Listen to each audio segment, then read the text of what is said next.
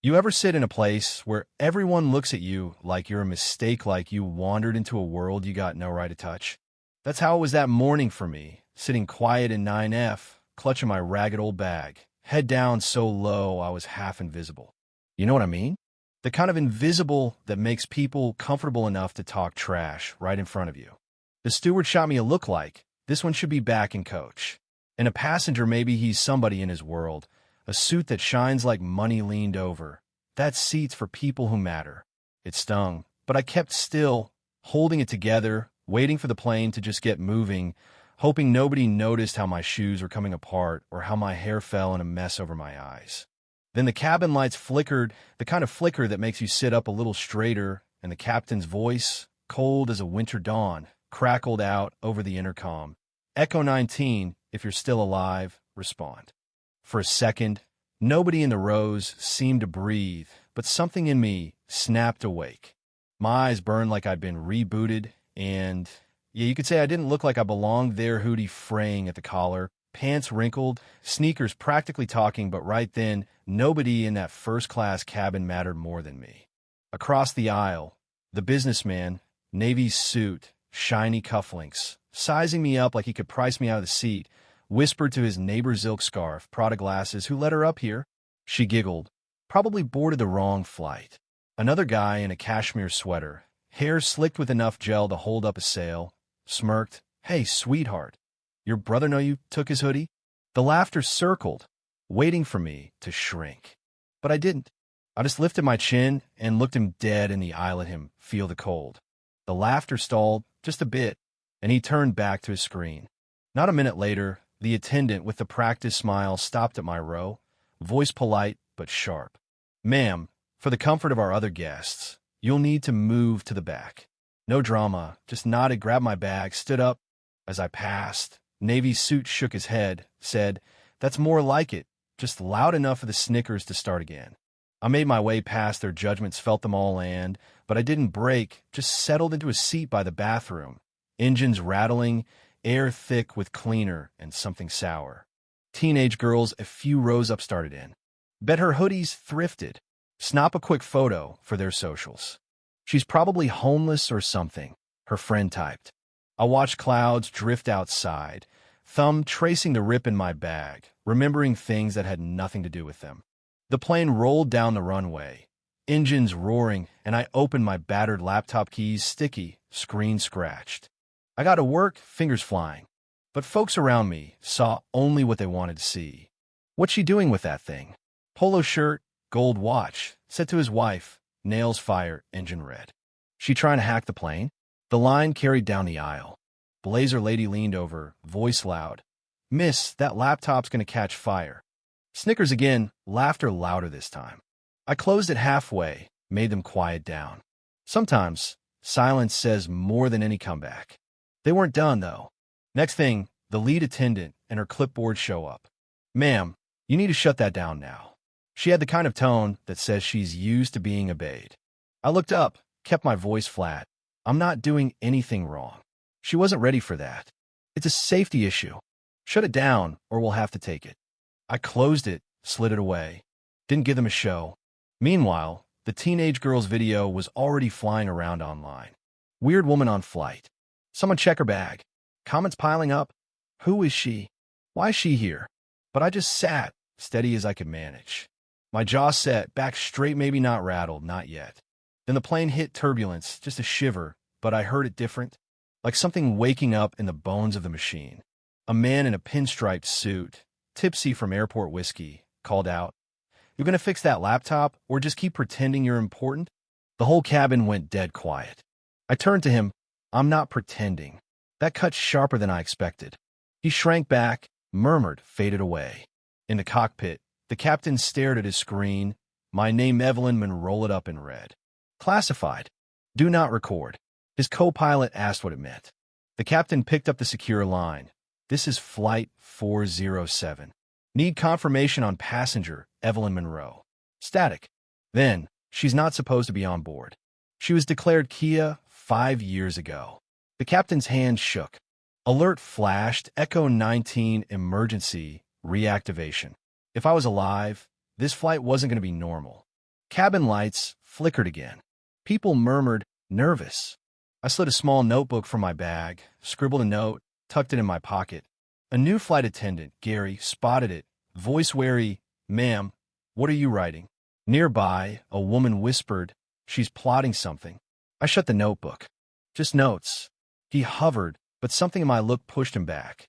The captain's voice came over the PA, "Minor technical issues. Please stay seated." But I stood, slung my bag over my shoulder, walked up the aisle. "Ma'am, you need to sit down. No unauthorized access." The tight-bun attendant was in front of me, arms crossed. Polo shirt man shouted, "She's the hacker. Grab her." The air marshal, hand on holster, blocked me. "Step back." The whole plane tensed. Then, a young mother, toddler sleeping on her lap, voice trembling but clear. "Why are you all ganging up on her? She's just sitting there." That broke the spell. I glanced at her, gave the smallest nod. The air marshal relaxed a hair. I pulled my hoodie aside, checked the scar behind my left shoulder. The marshal did and there, burned deep the code 0 Delta. He froze. Clipboard attendant's mouth dropped. Silence. In the cockpit, the captain handed the co-pilot a printout. Echo 19 intercepted a signal stealth attack on our navigation. Panic, fear all swirling now. Back in my seat, I left a chewed-up pen on the tray. The young mother picked it up, noticed the engraving EMM, Pacific 18. Her eyes went wide. In the cockpit, captain's voice, Echo 19, "If you're out there, we need you up front." Marshall stepped aside. I walked past the stunned faces, through the cockpit door. Captain's eyes wide. "You're her." I slid into the co-pilot's seat. Fingers flying. LTRX 19 systems rebooted. Navigation panel flicked green. "How did you?" The captain started. I cut him off. "It's a stealth attack. They're in the secondary nav." The cabin outside buzzed with rumors. Navy suit griped, "She's probably making it worse." Prada glasses muttered, "Who does she think she is?" But the lights steadied, static cleared. Captain's voice, this time calm, "We've resolved the issue. We'll be landing on schedule." Nobody cheered. They just stared at the cockpit door, like waiting for ghosts. Flight attendant Gary poured coffee, hands shaking. I thought she was just a drifter. His colleague, eyes tired, shook her head. "Did you see her eyes? She's seen things we can't even imagine." Gary found a crumpled note. I dropped override, 7K, initiate in, slipped it into his pocket like a secret. As we descended, a guy in a leather jacket sneered, "Bet she's just some tech nerd who got lucky." Woman in the blazer agreed. All this drama for a glitch. The young mother, her face hardening, snapped, "You don't know her. You didn't see what she did." That shut the whispers, even the skeptics looking uneasy. Wheels touched down soft as a sigh. People clapped, not for relief, but routine. I packed my laptop, walked out. Eyes followed me, some curious, some scared. Journalist pushed up. "If you had clearance, why didn't you act sooner?" Another woman, blazer, conference badge. "We were terrified before you stepped up." I reached in my pocket, pulled out a faded Fatemi mom, smiling in front of Cessna. She died in a crash. Cyber sabotage. I only step in when lives are worth the risk. Silence again, the kind that fills up every seat. Businessman in gray blocked my way. "So what? You're a secret agent now." I looked him in the eye. "I'm just someone who does what's needed." He stepped aside, briefcase bumping his knee. Outside, a government agent in a black suit met me. "You could reclaim your identity. We'll reinstate your file." I shook my head, eyes on the crowd. "They don't need to know who I am." Security guard in the terminal whispered, "She's got to be somebody." His partner nodded, eyes following me, catching the glint of a silver wing on my bag. I found a quiet bench, pulled out a folded flag silver emblem. The kind they give the dead who come back. Held it for a moment, thumb on the fabric, tucked it away as a journalist snapped a photo. Online, the videos blew up. Comments, "Hoax? Hero? Nobody knows." And I slipped away, just another shadow in the terminal. A week later, global alert. Echo 19 active. My name, back on a secret wall in Virginia. Cadets ask, "Who is she?" Instructor, voice low, "Someone nobody has the right to judge." Row 9 fallways assigned now. no reason given. Navy suit lost his job. His company outed for fraud. Prada glasses her sponsor bailed after her comments went viral. The girl's videos vanished. Parent called by someone from government security. The journalist's book? Too many redactions. Nothing left but my story, slipping through cracks. At a bar, the man in cashmere confessed to the bartender. I was on that flight. I said something to her. Bartender shrugged. Doesn't matter now. He left, shoulders heavy. I didn't care. Didn't need their thanks. Just kept moving. Mother's photo beside the flag promised to keep going, keep quiet, say what I can.